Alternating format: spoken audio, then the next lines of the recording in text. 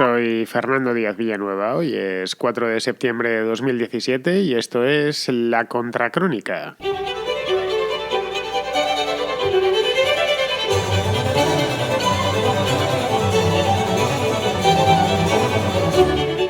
A lo largo de la semana pasada se publicaron algunas noticias sobre la inminente fuga de bancos de la ciudad de Londres. Algunos medios incluso daban el número exacto de entidades que iban a abandonar la ciudad, la capital del Reino Unido, y se iban a ir a otros países, iban a ir a otras ciudades. En concreto hablaban de 15 entidades grandes, bancos que estarían ya preparando las maletas para su salida en los próximos meses. Daban también el destino al que se dirigían. El destino preferente, según se extrae de estas noticias, el que se llevará el gato al agua, en una palabra, pues será Frankfurt, al parecer, lo cual era en cierto modo previsible, pues porque en Frankfurt está la sede del Banco Central Europeo, pero no solo. Al parecer algunos bancos se irán también a Dublín, que está cerca de Londres, y otros a Ámsterdam, que también está cerca de Londres, está al otro lado del Canal de la Mancha. Hay una cosa que en esto lo tenemos más o menos claro nosotros y por supuesto los londinenses, y es que lo que insufla vida a aquella ciudad son los bancos que emplean, tienen muchísimos y emplean a cientos de miles de personas dentro de la ciudad, cientos de miles de personas con trabajos muy bien pagados y que hacen, entre otras cosas, que Londres sea la ciudad más rica de Europa. Eso se nota, pues nada más aterrizar allí uno lo ve ya solo en los precios. Luego, si estos se van de allí, si se van de Londres, pues su economía se resentiría gravemente. Sería algo devastador. Pero si lo pensamos fríamente, más allá de estas noticias que se han publicado, ¿realmente Londres dejará de ser un centro financiero de primer orden como es ahora mismo solo por el Brexit?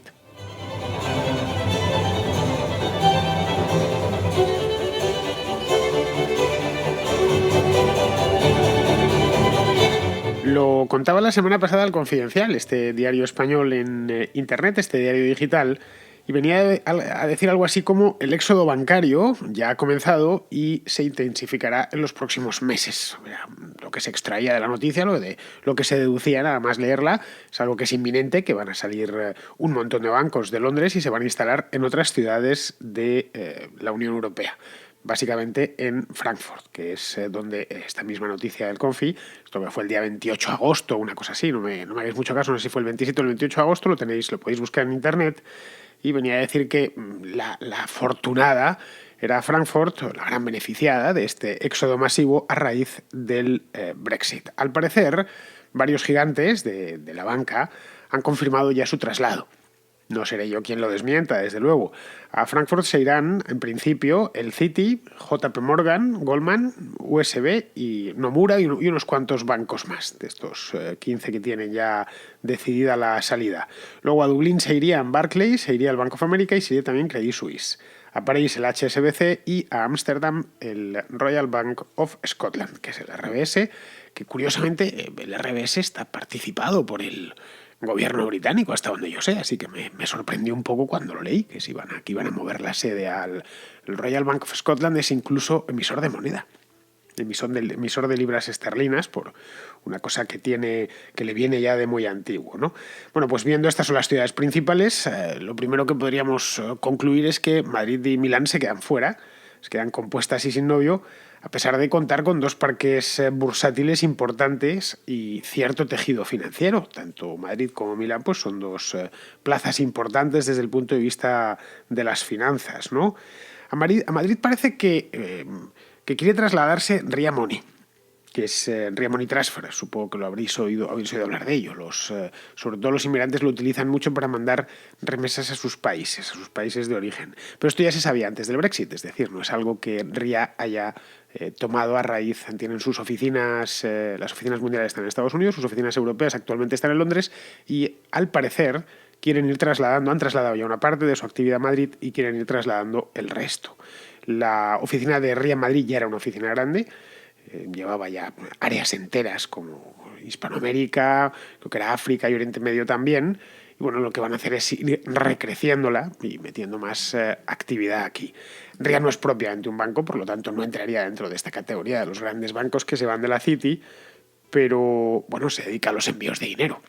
Es decir, está relacionada íntimamente con eso. Bueno, que digo, es relacionada, forma parte del sector financiero porque se dedica a transferir dinero, ¿no? Es de hecho, no sé exactamente, pero que es de los primeros, no sé si el líder o el segundo de remesas al extranjero, ¿no? De transferencias de dinero de unos países a otros. La empresa, con todo, no es ni inglesa, es una empresa norteamericana. RIA es una subsidiaria de Euronet que tiene la sede en Kansas.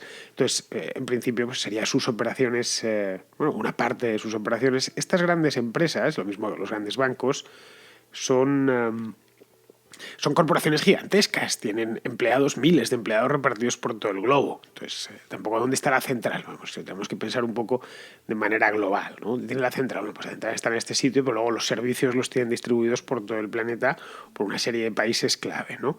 Bien, volviendo al tema de los bancos y dejando esto a un lado, este tema de RIA Money Transfer, que ya digo, según las noticias que leí, creo que fue en el mes de julio, que ya se venían por Madrid, el resto no se ha conseguido que venga ningún banco, ninguno de estos, pues lo que he dicho antes, el Citi o Goldman Sachs o JP Morgan, uno de los majors, ¿no? de la banca internacional.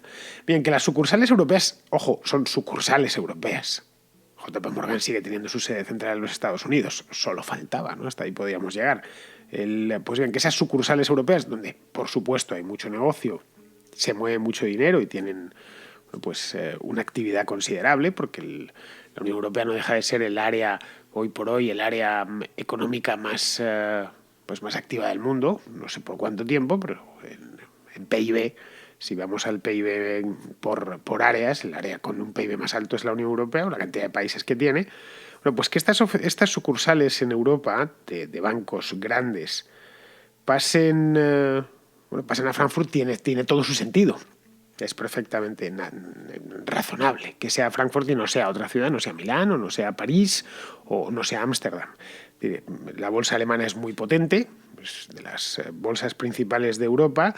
Ahí está el Banco Central Europeo, ahí está la sede. De hecho, le acaban de hacer un edificio nuevo, ya tenían un rascacielos. Lo que pasa es que andaban con un rascacielos de segunda mano y eso pues, no era presentable, y menos para esta gente. Entonces se han hecho una torre nueva. El anterior quedaba hasta un poco antiguito. Con los que o viváis en Frankfurt o estéis en Alemania o paséis por allí, os acordaréis. Eso sí estaba céntrico, todo hay que decirlo.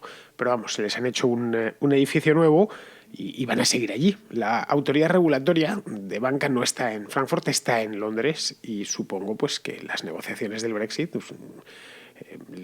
decidirán durante estos meses que estén negociando, decidirán a qué otra ciudad se va. Podría irse a Frankfurt, aunque precisamente se la llevaron a Londres por eso, para tener la autoridad bancaria, el regulador, digamos, en una ciudad y el Banco Central en otra. Así que lo mismo se la dan a París o a cualquier otra ciudad europea. Bueno, pues el hecho es que tienen allí, como decía, la sede del Banco Central Europeo. Es una ciudad especializada en las finanzas, es una especie de mini Manhattan en mitad de la gran llanura europea, y como tal, pues uno de los lugares más aburridos de Europa y con menos carisma del mundo.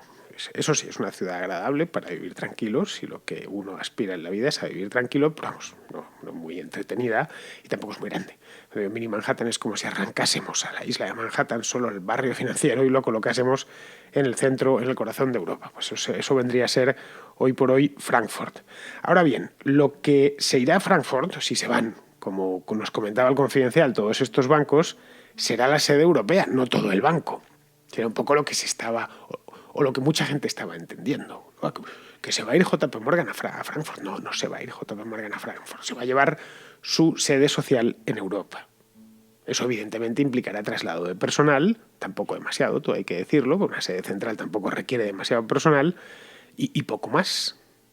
Es decir, será una contrariedad, obviamente, especialmente para los afectados, porque a los que les toque trasladarse, quiero decir, bueno, porque cambiar Frankfurt por Londres, pues es como cambiar Madrid por Albacete, que también tiene su encanto, todo hay que decirlo, pero claro, no es lo mismo. Entonces a eso sí que le supondrá una contrariedad, pero podríamos casi dejarlo ahí.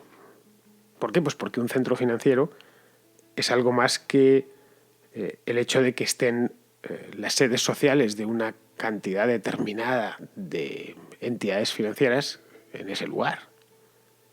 Es decir, que esté este u otro banco, en una palabra. Vamos a ver, la capital financiera de España es Madrid. Aquí están las principales aseguradoras, los fondos de inversión y naturalmente están los bancos también. Solo cualquiera me dice, no, sí, bueno, está el Santander, el VA, todos estos pues tienen la sede en Madrid. Pues no, no todos la tienen.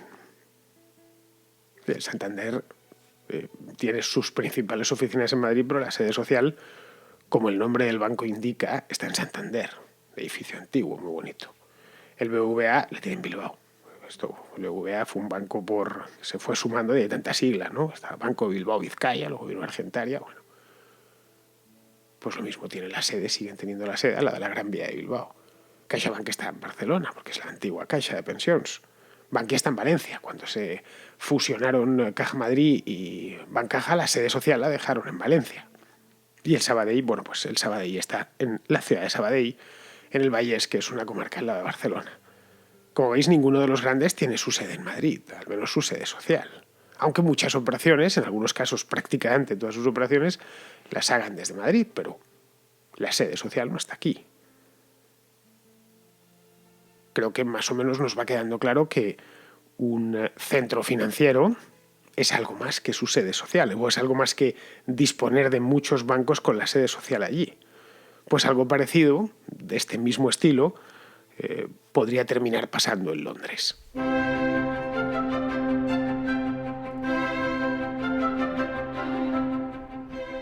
Porque lo cierto es que con Brexit o sin Brexit, Londres sigue estando en el mismo sitio. Y el sitio que tiene es estupendo, está entre Oriente y Occidente, por cuestiones horarias, ¿no? Entre Nueva York y Tokio, o entre Nueva York y Hong Kong. Es decir, justo en la mitad del mundo, digamos, a la hora de la hora cuenta en un mercado financiero. Entonces, pues queda justo en nuestra zona horaria, en la zona horaria europea, no en la centroeuropea, pero bueno, casi solo le tiene una diferencia de una hora con Alemania o con la propia España. Entonces, eso cuenta. Bueno, pero entonces podría pasarse a Frankfurt si fuera solo eso. No, esto y muchas cosas más, ¿no? El Brexit no cambia el hecho de que Londres sea una plaza financiera de primer nivel desde hace siglos. La Bolsa de Londres, tal y como la conocemos, es de tiempos de Napoleón, del año 1800. Pero vamos, su antecesor, que era el Royal Exchange, es de tiempos de Isabel I, de finales del siglo XVI. De hecho, el Royal Exchange de Londres se formó tomando como modelo la bolsa de Amberes.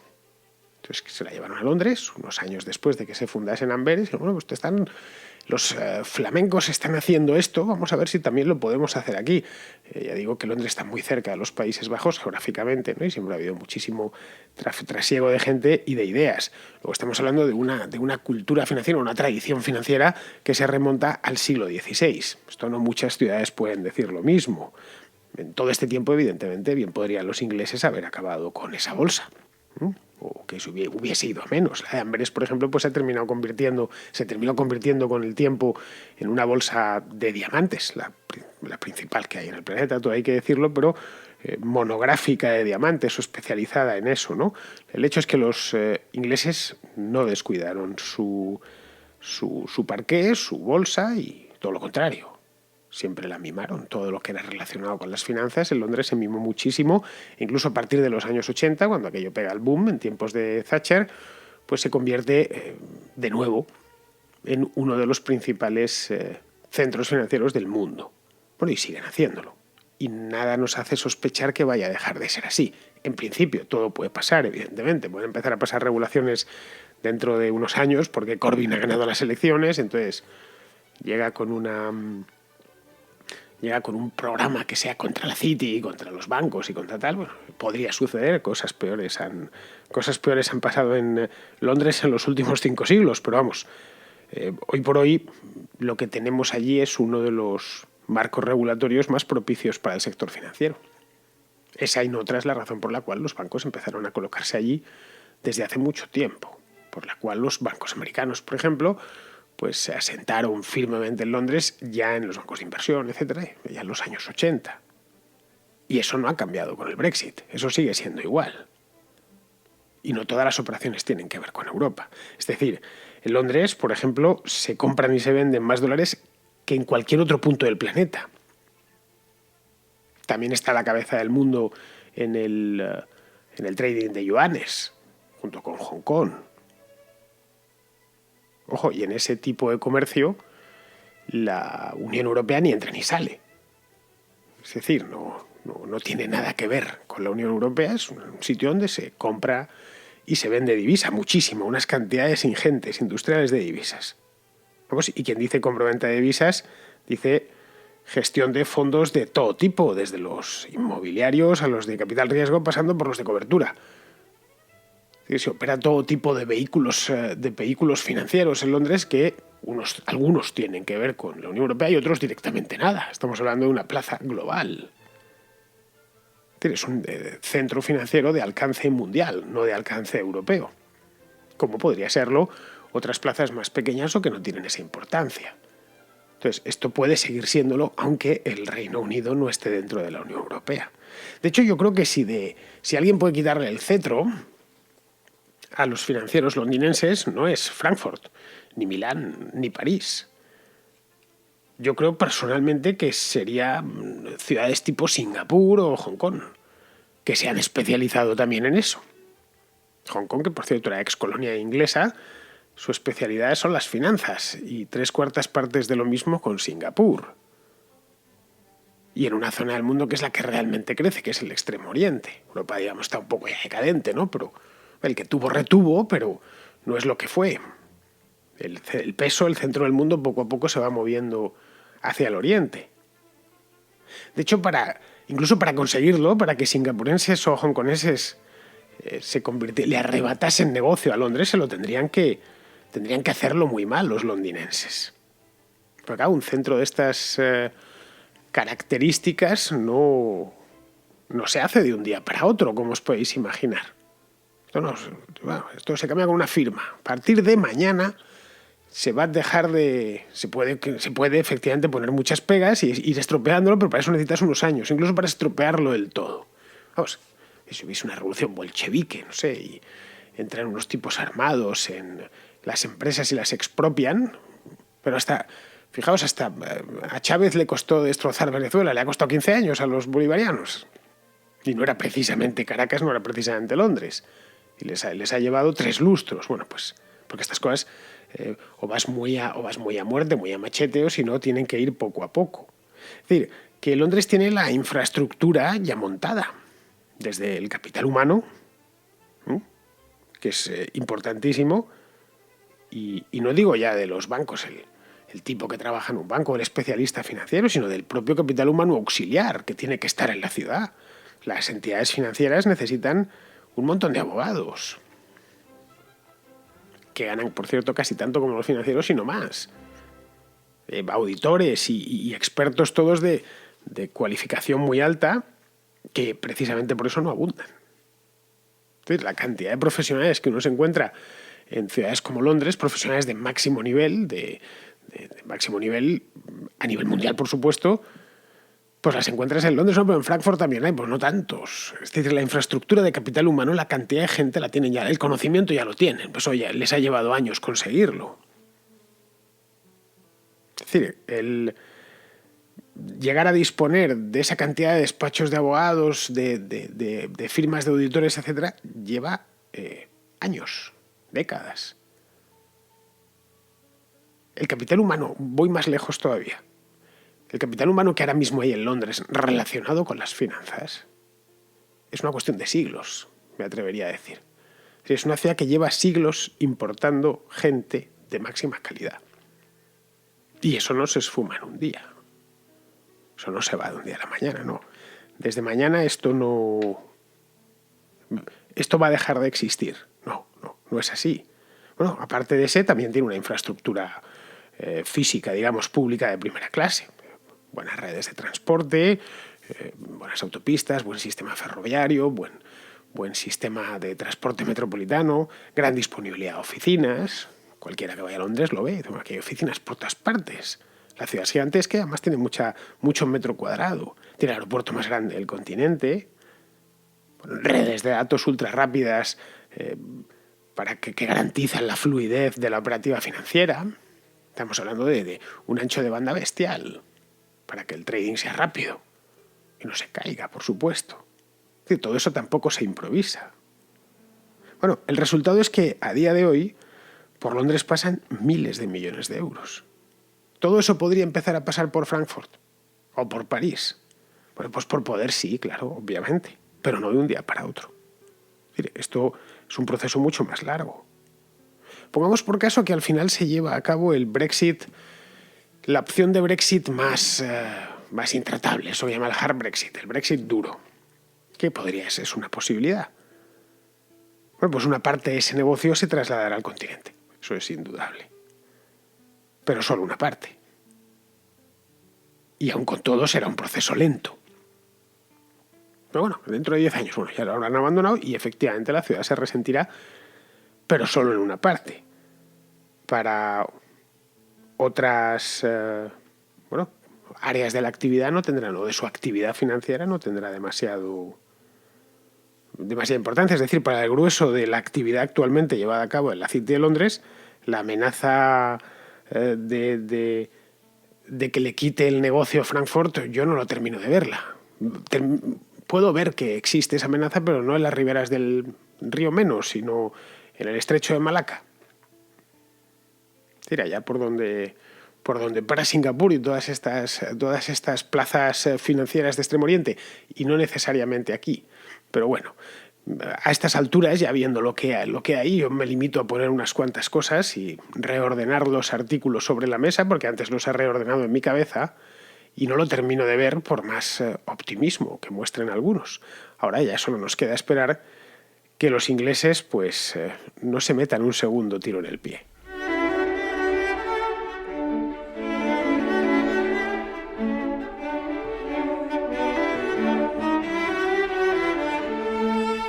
Raúl, que es un oyente de la República Dominicana, no es la primera vez que me deja una nota de voz, pues tiene un tema sobre Venezuela y su país, sobre la República Dominicana, que a más de uno le dio que pensar hace poco más de un mes. Hace unos 2 meses, los países miembros de la OEA se reunieron y condenaron al gobierno de Nicolás Maduro.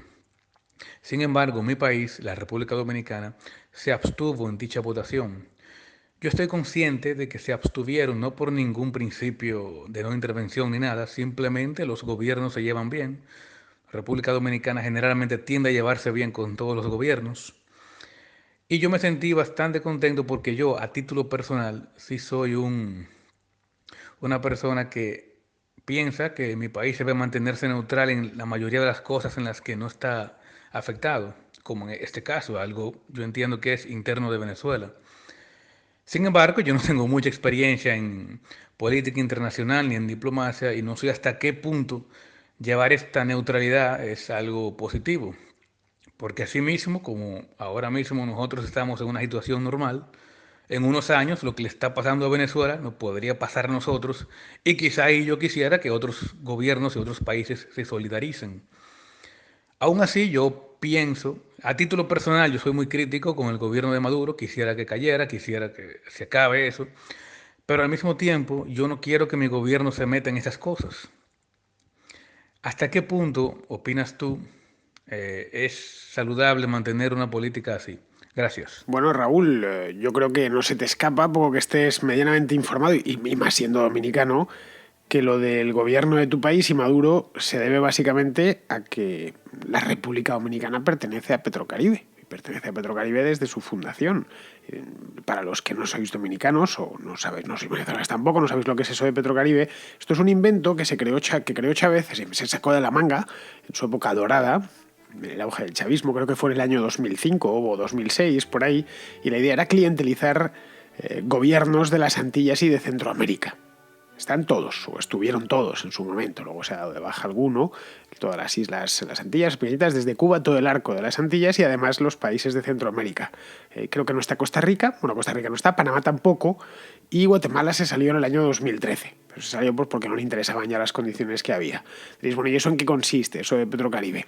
Bueno, pues básicamente es un programa que funciona de manera diferente para cada país, cada uno tiene unas condiciones diferentes, pero así a grandes rasgos es venderles petróleo a bajo precio, a crédito sin interés también, o pagado en especie. Eso en función de cada país, ¿no? Por ejemplo, Cuba lo paga en especie y lo paga con médicos. Bueno, con médicos sí, con espías habría que añadir, ¿no? Esto es una historia muy del de la economía bolivariana, que hoy se ve que está ya en una crisis terminal, pero en su momento, hace 10 o 12 años, tenía muchos partidarios que te decían, no, es que el futuro del comercio internacional es ese, es el trueque internacional. Tú me das una cosa y yo te doy otra. Recuerdo en esta misma época, pues en torno al año 2005, que vino Chávez a España, y le recuerdo vivamente en una rueda de prensa que estaba diciendo que él encantado, que no tendría ningún problema en llegar a acuerdos con el gobierno español del tipo, tú me construyes los petroleros, los tanqueros, los barcos, y yo a cambio te doy no sé qué y tú tal. Bueno, una cosa como muy poco seria, que decimos, este hombre realmente piensa que el comercio internacional es como 4 niños vendiendo limonada en la puerta de su casa, ¿no? Una cosa así, tú me das esto, entonces tú me das 2 chicles a cambio de que yo te dé un vaso de limonada, que está bien y que es operativo ese tipo de comercio, ¿no? Ya digo, en un parque infantil, pero no desde luego en el comercio internacional del siglo XXI. Bueno, pues el Petrocaribe está fundamentado en esas mismas ideas, demenciales, por supuesto, y había unos que ganaban, que eran los que recibían el petróleo a bajo precio o a cambio, ya digo, de médicos y de espías. Bueno, en Nicaragua lo que daba era carne. Y que Nicaragua es un país que tiene mucho ganado y más una carne excepcional, la nicaragüense, y les mandaba carne. Y tu país, Raúl, lo he ido a mirar personalmente, digo, a ver a qué acuerdo llegó la República Dominicana. Pues lo que se comprometió, entre otras cosas, era a dar habichuelas negras, que entiendo que deben de ser muy buenas las de la República Dominicana, porque los venezolanos también las valoran. Así que era eso. Tú me mandas una cantidad de barriles determinada al cabo del año. En concreto, la República Dominicana consume 30.000, creo que eran, sí, unos 30.000 barriles diarios, una cosa así. Bueno, pues tú cubres una parte de esa demanda que tengo a un precio bajo o pagado con habichuelas, y yo, los foros internacionales, pues no hablo en tu contra, o directamente hablo a tu favor, que es lo que ha pasado en las diferentes cumbres que he ido viendo de la propia OEA, o esas organizaciones paralelas que se fue creando Chávez, la CELAC, etcétera, UNASUR, que se fue creando a lo largo de los años, con gobiernos muy clientelizados. Algunos total y absolutamente, el caso que puede ser de Ecuador, con Correa, o no digamos ya de Bolivia, con Evo Morales, y otros por puro interés, que es en esencia lo que podría tener, bueno, lo que tiene, de hecho, el gobierno de tu país, Raúl. Es decir, que tiene lógica que le haya venido, si no apoyando, por lo menos no molestándole. El tema es que mirando este asunto, a raíz de tu nota, he podido ver que desde hace casi un año la República Dominicana casi no recibe petróleo venezolano. Es decir, pero no porque Danilo Medina, que es el presidente, como bien sabes, de tu país, no tenga ganas de él, no le interese, por supuesto que interesa, sino porque Venezuela tiene mucho petróleo comprometido con China. China le hizo un esquema parecido, tú me anticipas cosas, bueno, algunas como neveras y cosas por el estilo, y yo entre tanto me comprometo a venderte petróleo o a entregarte petróleo de aquí hasta el día del juicio final, ¿no? Evidentemente a Medina como a Leonel Fernández, que es el expresidente del país, pues supongo que Maduro no les gustará demasiado, no son de un partido dominicano de tipo socialdemócrata, pero vamos, desde luego no son bolivarianos, ni muchísimo menos. Pero vamos, a nadie le amarga un dulce. Y si puede comprar crudo a precio de habichuela, pues mejor que mejor, ¿no?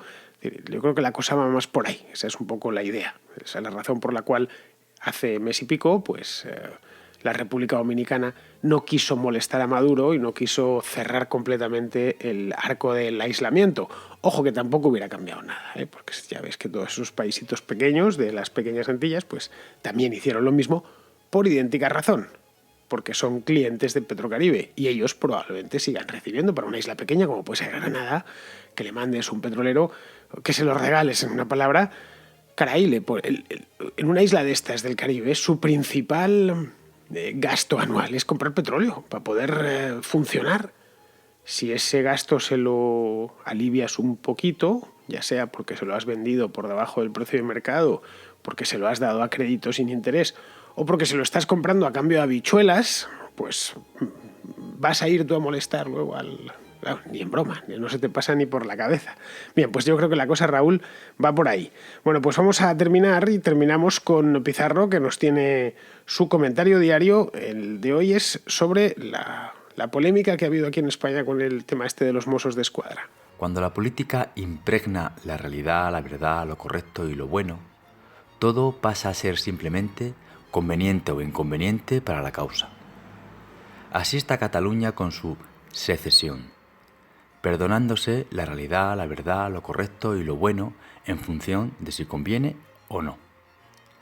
Los políticos y funcionarios de Cataluña ya no son personas falibles, sino la encarnación de una nación eterna y superior que no yerra y que no admite agravios. Como la realidad, la verdad, lo correcto y lo bueno tienen en común su persistencia, lo mismo se acaba por evidenciar que los políticos y funcionarios de Cataluña solo encarnan a personas que, como todas, se equivocan. Un cordial saludo de Pizarro. Pues muy bien, queridos amigos, hasta aquí llega hoy la Contracrónica y solo me queda despedirme de vosotros hasta mañana.